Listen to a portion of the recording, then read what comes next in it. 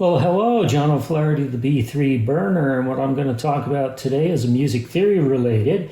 I'm going to talk about the 7♯9 chord and the 13th chord and how they relate to one another, a nice little sequence that you can create by working those two chords with each other and changing your bass around. So let's get into this. We won't worry about the bass quite yet. Let's concentrate on defining these chords. I'm going to define it in the key of C because C is very linear with no sharps and flats. So when a scale degree is flatted, it's a lot easier to see what it is. And then later we'll move to the key of E because that's an easier structure and I don't run out of keys in the bass or go too low. Plus it starts getting muddy if I start there. Let's talk about scale degrees before we go any further. You've all heard do, re, mi, fa, sol, la, ti, do. Terrible fingering. Do, re, mi, fa, sol, la, ti, do. We can also do that by scale degrees and plug in ordinal numbers instead of the solfege words and go first, second, third, fourth, fifth, sixth, seventh, eighth. So let's define what a 7 chord is. A lot of people mistakenly refer to the 7th chord as the dominant 7th chord because they feel that every 7 chord needs a name. Be very careful, it's not a dominant 7th unless you're playing it in the dominant scale degree, which is G, C7. Of the 7 basic 7 chords out there, the 7 chord or 7th chord is the only one that doesn't have a prefix name to it. So if it's just called 7th chord, go with the assumption that it is it's the C major with the flatted 7th added on top. 1, 3, 5, flat 7. And then once we go past that, 8th is an octave above the 1st. We could continue and say that the 9th is an octave above the 2nd. Now let's sharp that 9th by going from D to D sharp. There's your sharp 9. A 7♯9, by the way, is nothing more than a 7 chord plus the sharp 9th. So now we're going to play a 7♯9, 7 chord, add the sharp 9.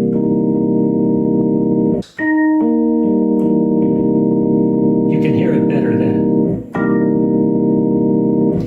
Now that's a very muddy chord. It's, well, not muddy, it's busy.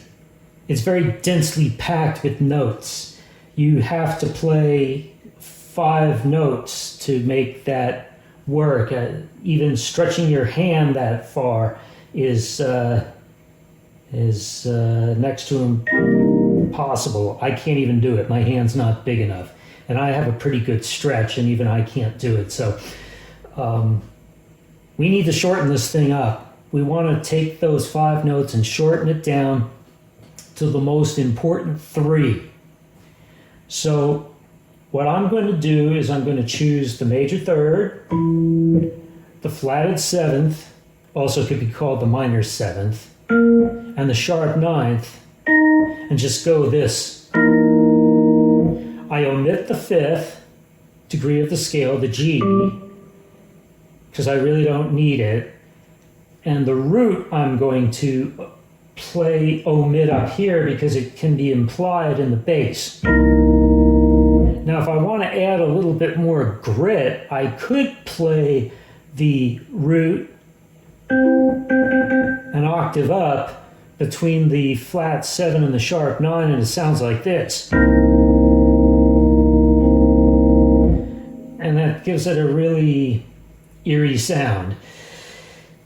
But again, it's unnecessary. Let's just keep it simple. Because remember, if you're playing in a band setting, you need to leave room for the other musicians to find their way, other instruments. So you want it sparse so that other people can fit in as well.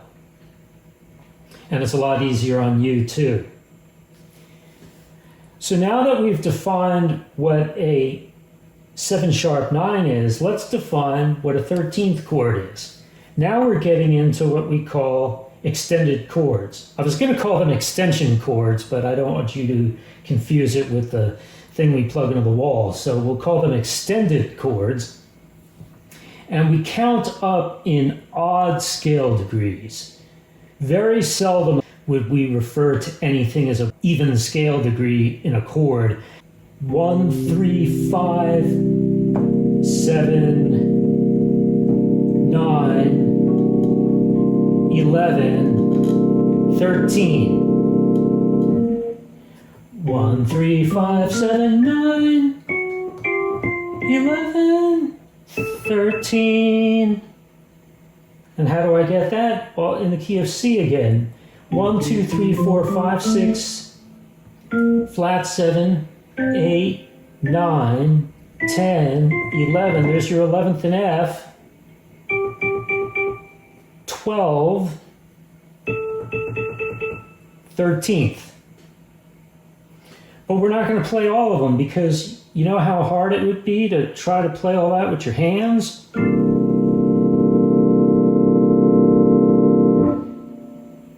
I've used up 7 fingers just to play one lousy chord when I could be using 3. So again, in the interest of conserving space, we're going to play the flat 7 low, we're going to play the major 3rd in the middle, and we're going to play the 13th high.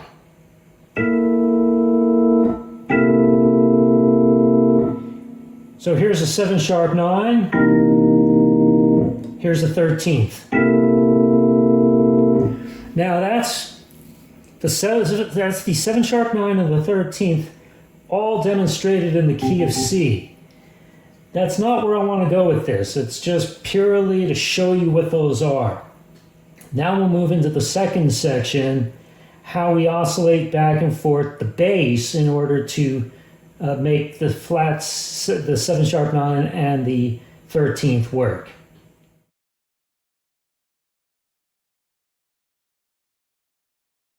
So for purposes of not going too low in the key of C, I'm going to transfer all this to the key of E. Nothing's changed. We're still playing relative to the key of E, the major 3rd, the flat 7, and the sharp 9. G sharp is the major 3rd in the key of E. D is the flatted 7 in the key of E. And G is the sharp 9 in the key of E. Now, observe what I do with, first of all, 7♯9s parallel downward.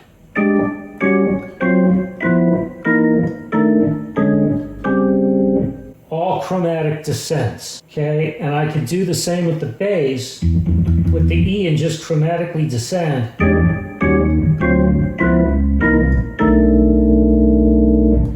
Sounds okay, but it's a little bit boring because everything is just moving in parallel.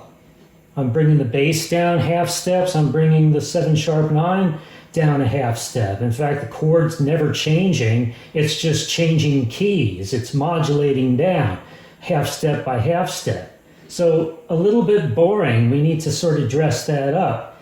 So this is still going to descend in half steps, but we're going to alternate a 7♯9 with the 13th by changing the bass. The bass changes everything. It changes the name of the chord and everything. So we're going to start in the key of E, E7♯9, E in the bass, and I'm going to go up a perfect 4th to the key of A as I go down a half step here. If I went down a half step, it just becomes it goes from an E7♯9 to an E flat 7♯9. But if I go up a 4th, it goes from an E7♯9 to an A13. So now we have a nice little pattern we're going to develop in the bass line. E to A, up a 4th, A to D, A to D, D to G, down a fifth, C to F, then down a tritone to B natural. Let's do that again. E to A, which is up a fourth, A to D, down to D, which is down a fifth, up a fourth to G, down a fifth to C, up a fourth to F, down a tritone to B. Why do I go down a tritone? Well, that's the distance of a flatted fifth, and the reason I want to do that is I started in the key of E, and I want to go to the 5 chord, which in the key of E is B, before resolving to the E. So I'm doing a 5-to-1 resolve. So I need to use B to get myself there. So now let's try it with this here.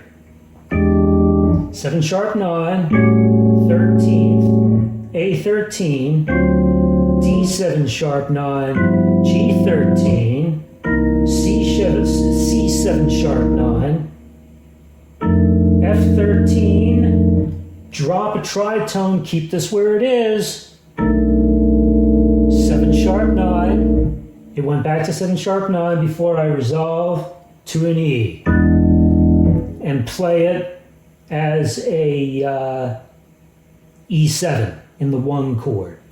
So without talking over it, let me play the whole cadence.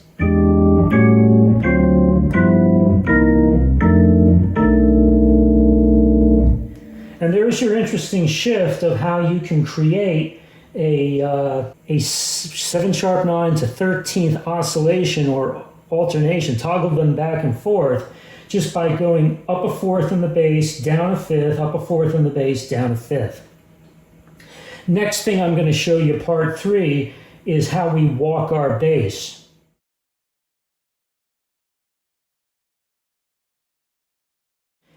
Okay, we can do this, but we can liven it up by doing 8th note walking bass lines. And the easiest way to do that is find your third.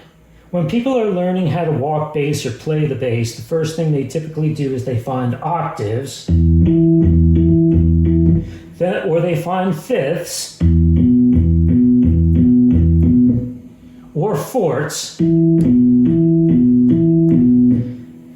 or, as Ray Manzarek of the Doors did, he would arpeggiate triads in the bass.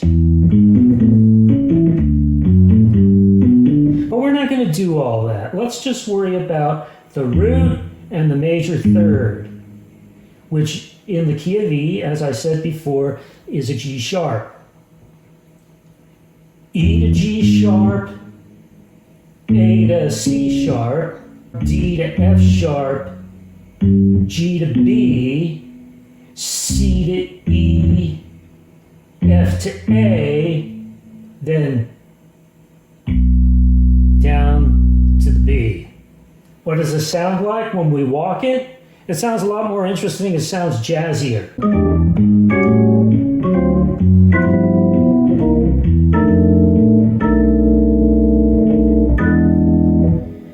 And I resolve on the 1.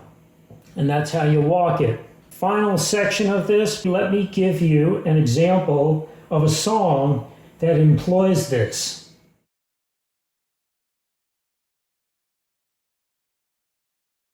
A song that I readily come up with, that I can picture in my head while I'm doing this cadence, is the song Spinning Wheel by Blood, Sweat, and Tears.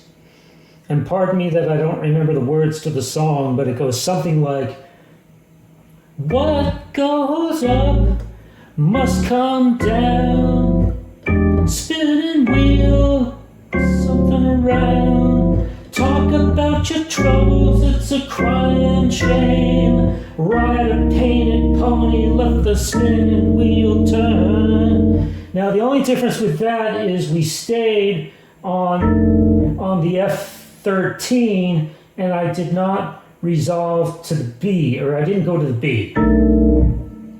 the B that I went to is just sort of an added thing that I did so I could resolve to E. That song goes somewhere else and does other things. Actually, it repeats that sequence. So anyway, that is how you can manipulate the bass in going up a fourth and down a fifth, and chromatically descending 7 sharp 9s and turn them into 13ths. It's like magic. It's the same darn chord, but as soon as you change the bass, it becomes a different chord and it sounds completely different. All right, hope you got something out of that. I'm John O'Flaherty, the B3 Burner, and you have a nice day.